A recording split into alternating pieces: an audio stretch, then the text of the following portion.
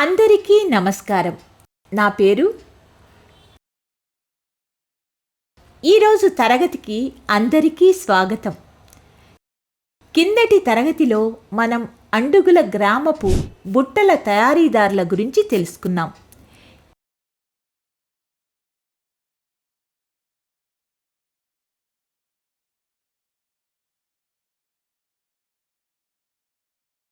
ఈరోజు తరగతిలో మనం పోచంపల్లి గ్రామానికి చెందిన చేనేత కార్మికుల గురించి చర్చిద్దాం.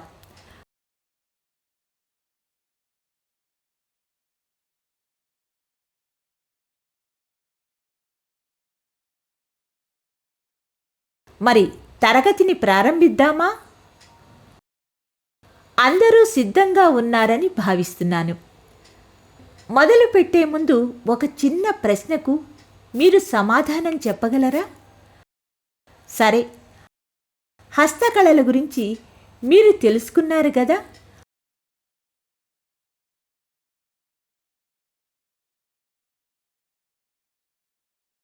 మరి ఇప్పుడు ప్రశ్న ఏమిటంటే, చేనేత అంటే ఏమిటో చెప్పండి.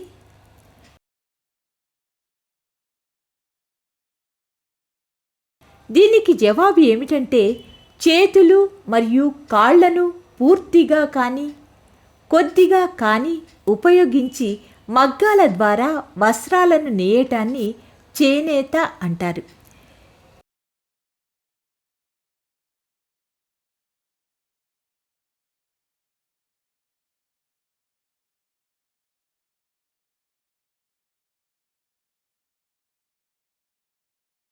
క్రింది విషయాలపై దృష్టి పెడుతూ పాఠాన్ని మొదలు పెడదాం. పోచంపల్లిలో ఉపయోగించే ముఖ్యమైన ముడి సరుకులు.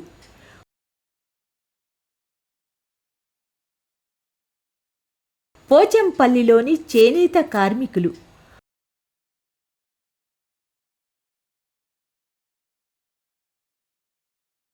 ఒక చీర నేయటంలో గల దశలు. చేనేత కార్మికుల ఇబ్బందులు మరియు సహకార సంఘాలు.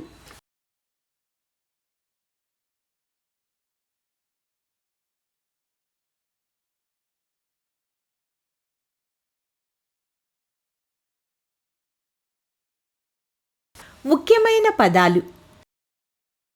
ముడి సరుకులు వస్తువుల ఉత్పత్తి లేదా తయారీలో ఉపయోగించే పదార్థాలు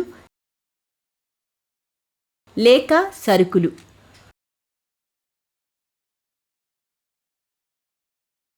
ఇక్కత్ వస్త్రాలకు ఒక ప్రత్యేక శైలిలో రంగులను అద్దటానికి వాడే పేరు.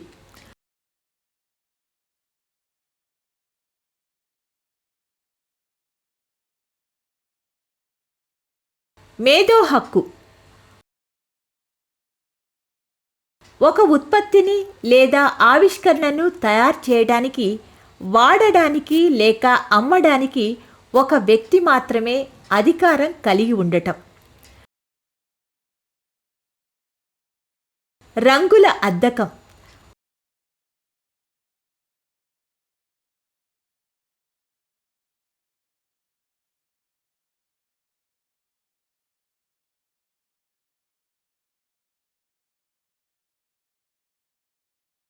పట్టుదారాలను విడదీసి ఆరబెట్టి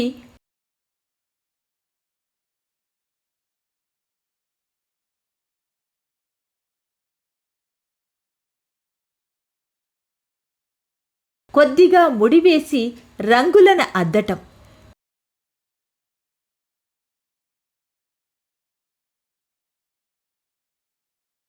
ఇలా ఈ ప్రక్రియను పలుమార్లు చేయటాన్ని రంగుల అద్దకం అని అంటారు.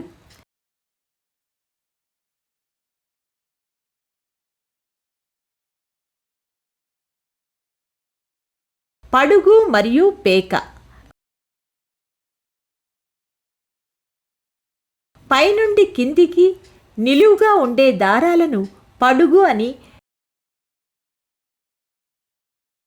ఎడమ నుండి కుడికి ఉండే దారాలను పేక అని అంటారు. భావనా పటం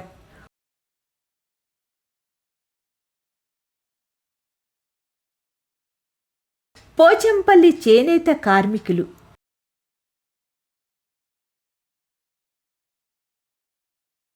తెలంగాణ రాష్ట్రం యాదాద్రి జిల్లాలోని ఒక చిన్న పట్టణం పోచంపల్లి.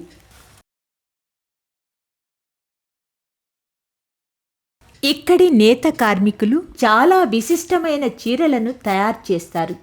వీటిని ఇక్కత్ చీరలు అంటారు.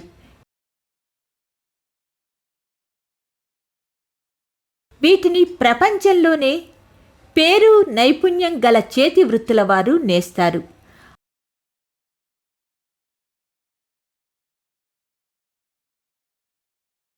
బాందిని లేక పోచంపల్లి స్టైల్ అని అనబడే ఈ చీరలు వాటి సాంప్రదాయక రంగులద్దే నైపుణ్యానికి ప్రపంచ ప్రసిద్ధి పొందినవి.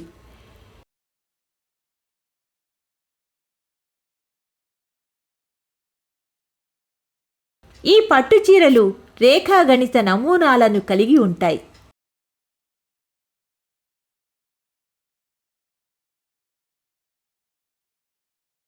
మరియు 3 రంగులలో లభిస్తాయి. పోచంపల్లికి దగ్గరలో ఉన్న 100 గ్రామాలలో దాదాపు 10,000 కుటుంబాలు ఈ కళను అనుకరిస్తున్నాయి. పోచంపల్లి చీరలు ప్రకాశవంతమైన రంగులను, విశిష్టమైన డిజైన్లను కలిగి ఇతర పట్టు చీరల కన్నా భిన్నంగా కనపడతాయి.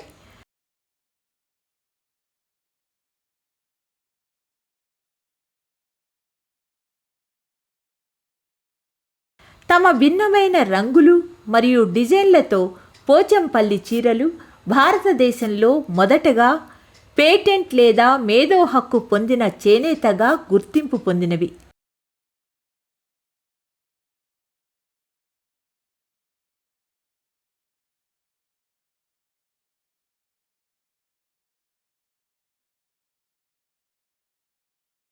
పోచంపల్లి మరియు దాని చుట్టుపక్కల గ్రామాలలో తయారు కాబడిన చీరలను మాత్రమే పోచంపల్లి ఇక్కత్ చీరలు అంటారు.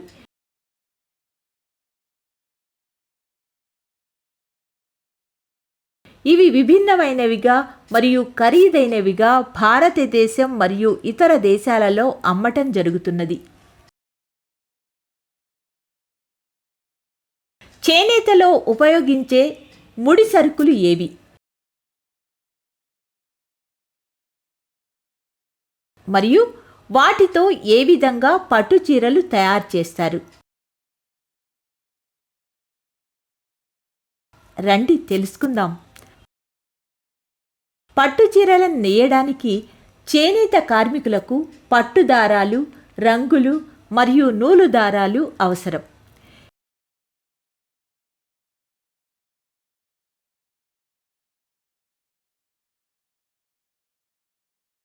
వీటిని నేత కార్మికులు తయారు చేయరు. వీటిని మార్కెట్ నుండి కొనుగోలు చేస్తారు.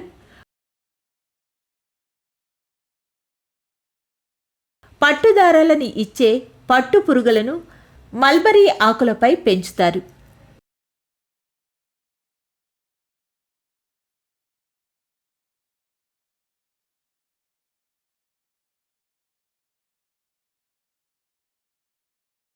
ఈ పట్టుపురుగుల పెంపకాన్ని చిన్న రైతులు చేపడతారు.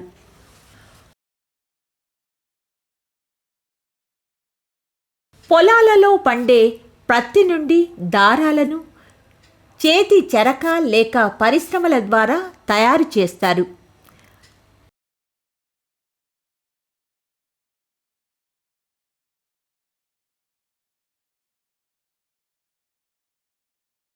రంగులను పరిశ్రమలలో తయారు చేస్తారు. చేనేత కార్మికులు దారాలను మరియు రంగులను మార్కెట్లో కొనుగోలు చేస్తారు.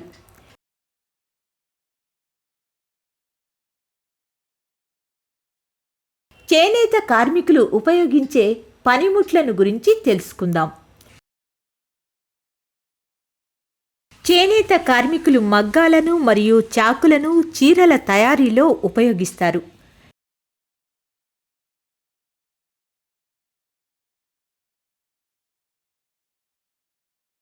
నేత కార్మికులు ఎటువంటి పొరపాట్లు చేయకుండా నమూనాలను పక్కాగా అనుసరిస్తారు.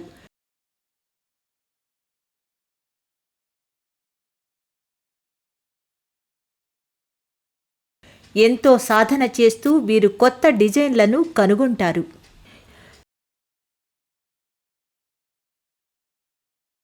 చీరలను నేయటంలో ఉండే దశలు.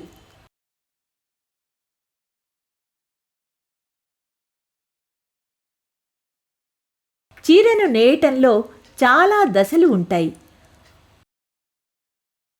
మొదట పట్టుదారాన్ని బాబిన్లకు చుట్టడం జరుగుతుంది.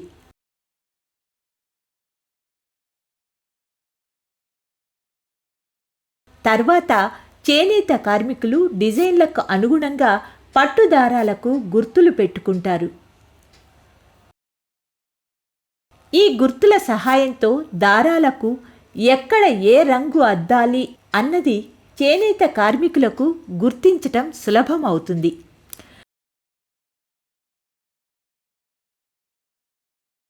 రంగుల అద్దకం పూర్తి అయిన తర్వాతనే పట్టుదారాలను నేయటానికి ఉపయోగిస్తారు.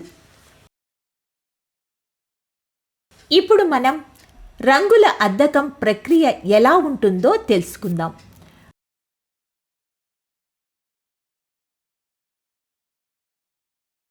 పట్టుదారాలకు రంగు అద్ది లాగుతూ చాలాసార్లు కట్టడం జరుగుతుంది.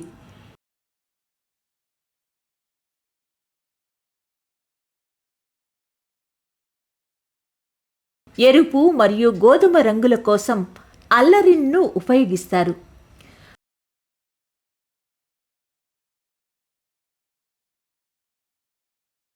పట్టుదారాలను నానబెట్టి ఆరబెడతారు. మరోసారి నానబెట్టిన తర్వాత అలరిన్ మిశ్రమంలో ముంచి ఉడకబెట్టడం ద్వారా ఎరుపు రంగును పొందటం జరుగుతుంది.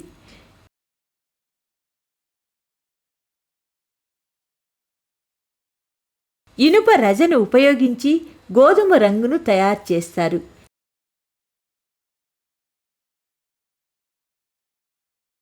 అదే ఇనుప రంగును వెనిగర్లో కరిగించడం ద్వారా నలుపు రంగు తయారు చేస్తారు.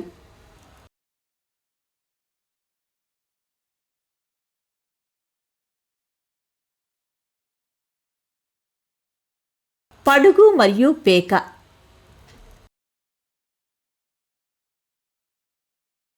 ఒక వస్త్రంలో దారాలు పైనుండి కిందికి మరియు ఎడమ నుండి కుడికి ఒకదాని మధ్యలో మరొకటి వెళుతూ ఉంటాయి.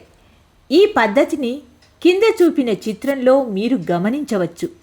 పైనుండి కిందికి వెళ్ళే దానిని పడుగు అని, అడ్డంగా ఉన్న వాటిని పేక అని అంటారు. పోచంపల్లి గ్రామంలోని చేనేత కార్మికుల ఇళ్లల్లో తీసిన ఫోటోలను చూడండి.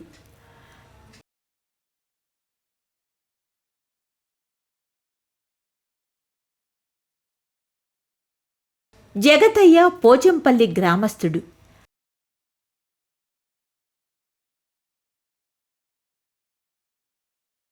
ఆయన కుటుంబ సభ్యులైన ఆయన భార్య, కుమారుడు మురళి మరియు కోడలు అందరూ నేత కార్మికులుగా పనిచేస్తారు.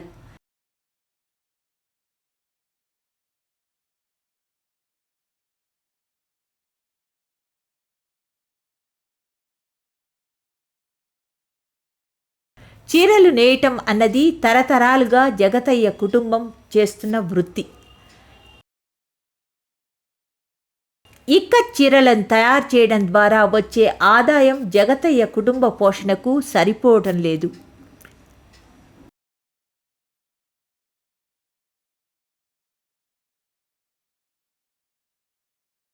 మార్చి నుండి మే నెల వరకు జగతయ్య కుటుంబం రోజులో కొన్ని గంటలు మించి పనిచేయలేకపోతుంది. దీనికి కారణం వేడి అధికంగా ఉండటం వల్ల దారాలు త్వరగా తెగిపోతాయి. ఈ నెలలలో వీరి కుటుంబం మధ్యాహ్న సమయానికి పనిచేయటం ఆపేస్తారు.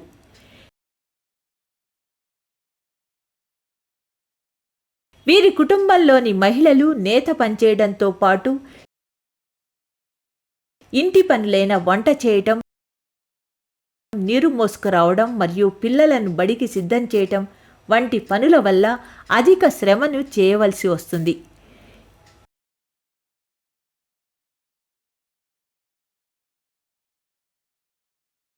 ఇంతకు మునుపు జగతయ్య కుటుంబం సహకార సంఘం కోసం మాత్రమే చీరలను నేసేవారు.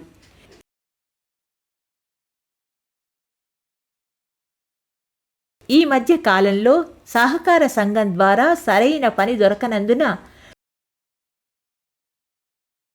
తమ కుటుంబానికి కావలసిన ఆదాయం పొందటానికి వారు ఇతర మార్గాలను కూడా వెతుక్కోవలసి వస్తుంది.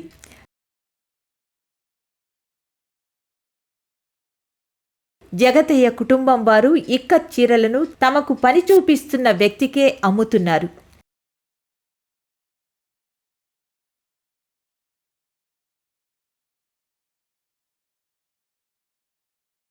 సహకార సంఘంలో జగతయ్య సభ్యునిగా అలాగే కొనసాగుతున్నాడు. ఏదో ఒకరోజు తమకు మంచి జరగవచ్చన్న ఆశతో అతను తన సభ్యత్వం కొనసాగిస్తున్నాడు. చేనేత కార్మికుల కష్టాలు మరియు సహకార సంఘాలు.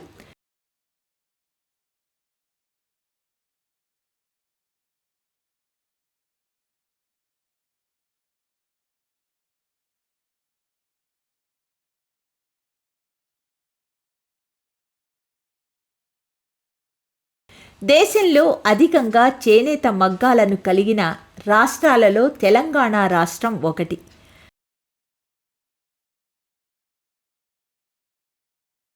గత కొన్ని దశాబ్దాలుగా చేనేత కార్మికులు తీవ్రమైన ఇబ్బందులు ఎదుర్కొంటున్నారు.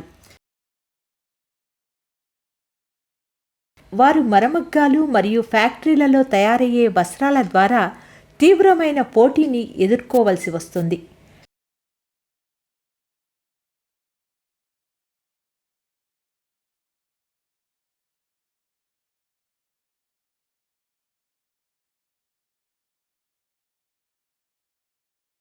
చేనేత వస్త్రాల కన్నా ఫ్యాక్టరీలలో తయారయ్యే వస్త్రాల ధర తక్కువగా ఉంటుంది.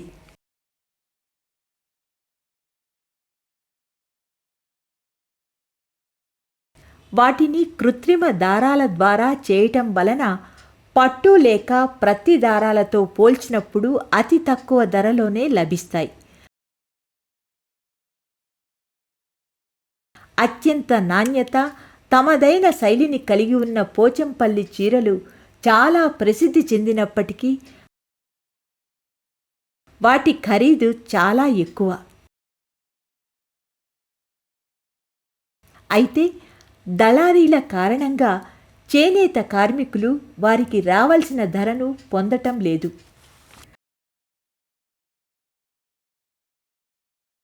పట్టణాలలో ఫ్యాషన్లు త్వరగా మారిపోతూ ఉండటం వలన ఏ డిజైన్లకు ఎప్పుడు గిరాకీ ఉంటున్నదన్నది చేనేత కార్మికులు తెలుసుకోకపోవడం కష్టంగా ఉంది.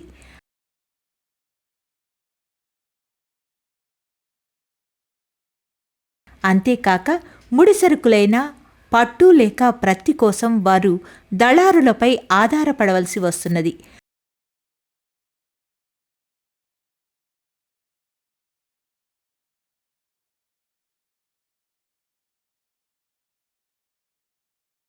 దీంతో దళారులు మంచి స్థానంలో ఉంటూ చేనేత కార్మికుల కన్నా అధిక లాభాలను పొందుతున్నారు.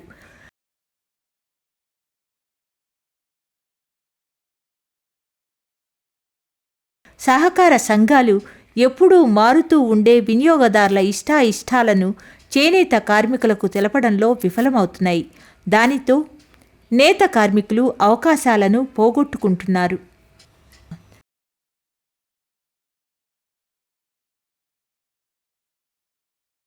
దీని కారణంగానే చేనేత కార్మికులు దళారులు మరియు వ్యాపారులపై మరింత అధికంగా ఆధారపడుతున్నారు.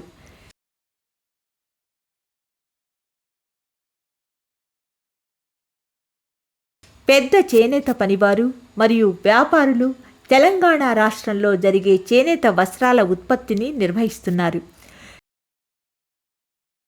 చిన్న చిన్న చేనేత కార్మికులకు ముడిసరుకు ఇవ్వడం, నేయడం పూర్తయిన తర్వాత సరుకుని సేకరించి టోకు వర్తకులకు అమ్మడం వంటి పనులను ఎక్కువగా నియంత్రిస్తున్నారు.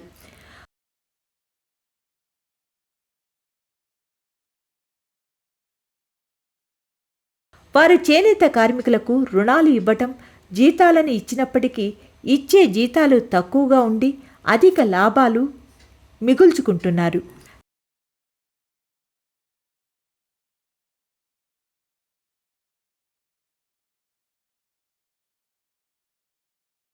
కాబట్టి సహకార సంఘాలు నిరాశలో మునిగిపోయిన చిన్న చేనేత కార్మికులకు తగిన పనిని కల్పిస్తూ మాస్టర్ వీవర్స్ నుంచి వారిని కాపాడాలి.